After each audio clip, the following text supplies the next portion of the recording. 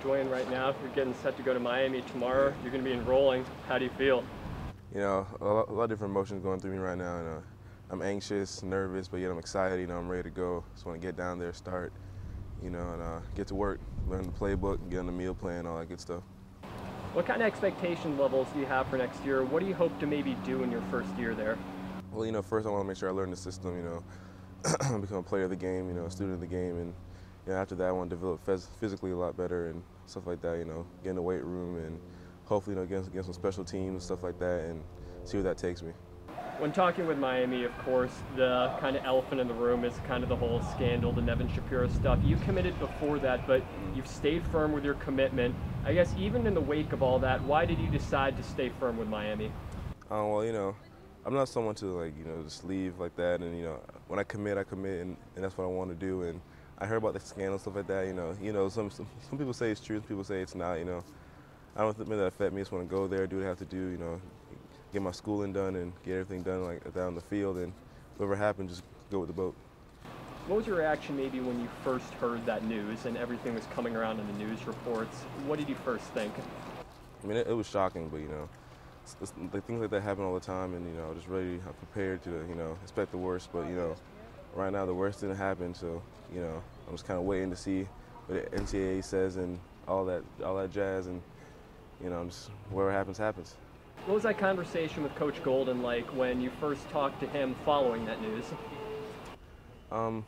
It kind of comforted me because he wasn't worried. He wasn't really like, Dwayne, we're sorry, we know what we're gonna do. He was calm. He knew what was going on. He said, this wasn't our coaching staff. It was something that we put on ourselves.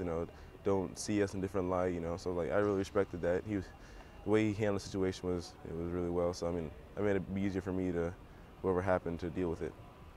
Miami's gotten a great recruiting class so far, especially in the wake of all this stuff, and I think a lot of that probably has to be attributed to Coach Golden.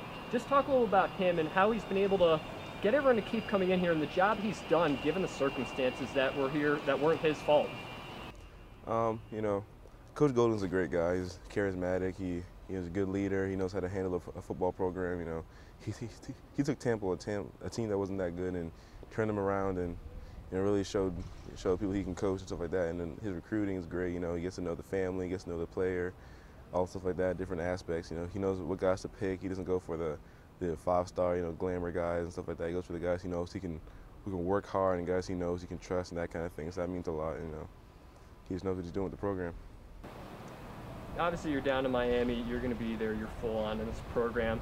But is that kind of something all these sanctions people talk about? Is that something in the back of your head that kind of lingers there, or are you trying to play through that and just trying to ignore it?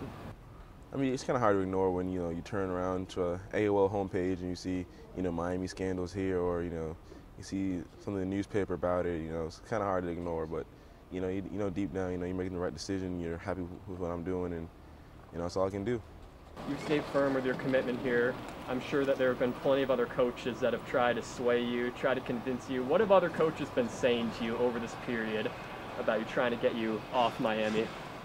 I mean, at first it's pretty bad. Teams like Purdue, Vanderbilt, and you get the Kentuckys, all those Michigan States, all those, trying to say, oh, well, we were better here, or we did this better. But deep down, the stats tell themselves. Miami's just been a better school the past 30 years now. Especially academically, top 40 institution in the country. All that, they just couldn't match up to me. Especially with the location.